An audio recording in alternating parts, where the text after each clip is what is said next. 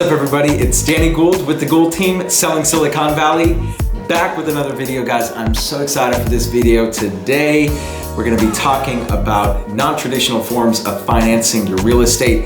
This question actually comes from my buddy Taylor. I actually reached out to a bunch of my friends here in Silicon Valley, young millennial types, trying to really crowdsource some of the best questions to bring to you. And Taylor asked me a really interesting question. He said, how much do you really need to buy real estate? And my answer to that is zero. You actually need 0% down payment in order to buy a house. And I'm gonna bring that strategy to you last, so keep watching the video. But I came up with 3 strategies that are less than the traditional 20% down payment that you're gonna need to pay at almost any direct lender like a Wells or a Chase or a B of A. That's the standard, right? That's the gold standard. Everyone thinks of 20% as the end all be all. But there are 3 strategies that I've come up with that are going to require less than that amount. And that's on top of the 4th bonus one, which we're actually going to talk about first. So let's talk about your bonus strategy. If you haven't looked into this one, you probably haven't done too much research on mortgages yet, but it's the FHA mortgage. And so FHA financing is pretty much the lowest credit rating financing that you're going to be able to get. The credit ratings are really, really low. The credit limits are really, really low. You think you need like just a little bit over 500, like 580 to qualify. It's very low down payment, 3.5% down payment. Now there are loan limits on this, so you can only, be lent up to like $679,000 here in many counties in California, and in your county it may even be less, and a lot of it has to do with the median home price in your specific county. So I would look into that, but just know that if you're looking for a home, you don't have that much money, and your credit's pretty shitty, you should look into FHA financing. The only downside is that you're gonna have to pay mortgage insurance. And with these 3 strategies that I'm about to talk about, you don't need mortgage insurance. Mortgage insurance is not tax deductible, which is why it really, really sucks. And your interest payments and a lot of your property tax are tax deductible. Now with this new tax bill, things are getting a little different, or things are a little different now, but the principles still remain the same, that mortgage insurance is never gonna be able to be written off. So let's get into the 3 strategies. What's up? Number 1, and by the way, before I go into any of this, I just want to let you guys know that I'm not a lender. I do not have my NMLS.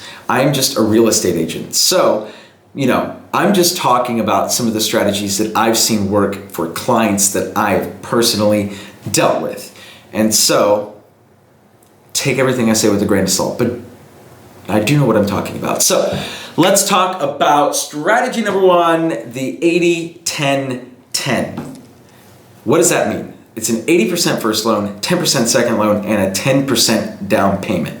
And a lot of lenders, well, not a lot of lenders, but there are some select lenders that offer this type of program for well-qualified individuals. What this does is it takes a 80% first loan and a 10% second loan, stacks it on top of one another, and then you have to come in with a 10% down payment. And the reason that this is so powerful is because this 80-10-10 program often eliminates the need for mortgage insurance, which is huge. So you have your 10% second loan, which is gonna be a slightly higher interest rate usually than your 80% first loan, but the mortgage insurance is gonna be so much more than that nominal interest rate hike that really you're gonna be saving hundreds and hundreds of dollars per month as opposed to going FHA. So this is a huge, or as the president says, huge savings. And I would highly encourage anybody that's thinking about getting a mortgage or thinking about getting a loan at all to look into this strategy, because you don't even need to come in with the full 20%, and you get to save some of that money for maybe like improvements or things that you want to take care of in the property right away. I would highly encourage you to look into this. If you don't have a lender that does this, go ahead and message me and I can actually get you set up with somebody today. She's super good. Actually, I have a few recommendations for you. So you can go ahead and message me and I will get you hooked up. 80-10-10, it's a great strategy. Number 2, And this one's a little tricky, so I'm gonna ask you guys to just stick with me, bear with me, and kind of follow along. The strategy is called pledged assets. And so there are some financial institutions, I know for a fact that Merrill Lynch does this, it's called pledged asset strategy. And so basically what you're gonna do is when you have assets sitting with these financial institutions in your 401k, IRA, any sort of trading account or retirement account. Wow, it's late, guys, it's late. I had a few cups of coffee today, but probably not enough. So if you have some money sitting in retirement accounts, you can actually pledge some of those assets towards your down payment. So you can have your hands in both cookie jars. Why? Because this money is still here making you money, okay? And then they're gonna take some of that and they're going to pledge it, or you're going to pledge it rather, towards the house. And so that counts as your down payment. Crazy, right? So yes, you're gonna have to pay interest on this, right? But think about it. If I'm paying 4% interest on this and I'm making 7% on this, then I don't know if you guys can do math, but that's a net gain of 3%. That's still pretty freaking good. And you don't have to have any liquid assets involved in the transaction. Pretty cool. Whoa. Also, when you think about this, and by the way, you should really talk to your financial advisor to see if you can do it. And if they can't, I do know somebody that can do this, so you can message me again. And if you have any questions or you want to find out more, go ahead and message me or leave a comment down below. I'll get you set up, I'll get you hooked up. But also keep in mind that this doesn't necessarily just apply to your retirement account. If you have a family member that also has, maybe like buku bucks, say that your dad's Bill Gates. Well, if your dad's Bill Gates, you don't need any of this. But if you've got a dad or a mom or anybody or a family member that's willing to pledge their assets, their retirement account towards your property, then that can count as a down payment, right? I mean, this is a really, really awesome strategy that I wasn't really even aware of until recently. And so I would highly encourage you to talk to your financial advisor and see if this is something that you can do, because this is really a super awesome strategy that could end up, you will pay more interest, right? You will pay more interest, but at the same time, it's almost like, I almost think of it as free money, because when you think about it, it's like, yeah, I'm paying interest, but I'm also making a shit ton of money on my assets every single year. I mean, if you have a good financial advisor, you'll be making more than you're paying in interest, which is phenomenal. So I would highly encourage you guys to look into that.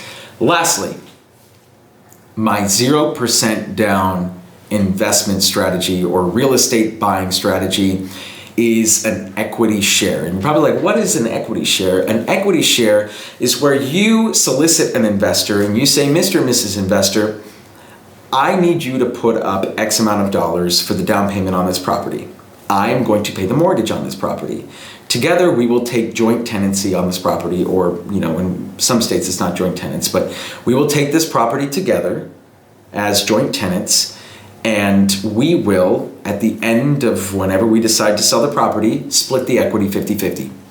So, there are so many ways to structure equity shares. I could go on and on and on. But the bottom line is that everything's negotiable. But you basically find somebody to put up the capital up front for the down payment while you make the mortgage payments. And you reap some of the benefit. They reap some of the benefits of the appreciation while you reap the benefits of living in a house without paying a landlord. So that is a really great strategy, especially if you're trying to, say, convince a family member to put up some money for the down payment. You say, hey, look, why don't we just take this as joint tenants? When we sit down at the closing table, we'll assign an equity split.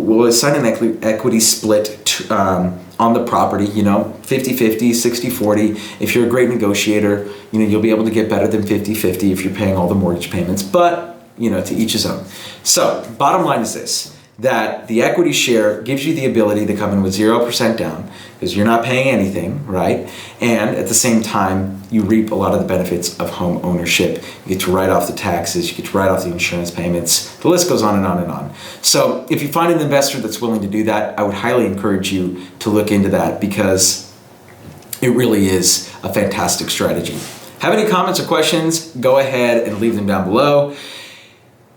I know I probably gave you guys a lot of information, so feel free to leave your comments or your questions down below. If you have any questions about the strategies or you want to get hooked up with anybody that can help facilitate some of the things that I talked about, then go ahead and message me or comment down below and I'll get you set up.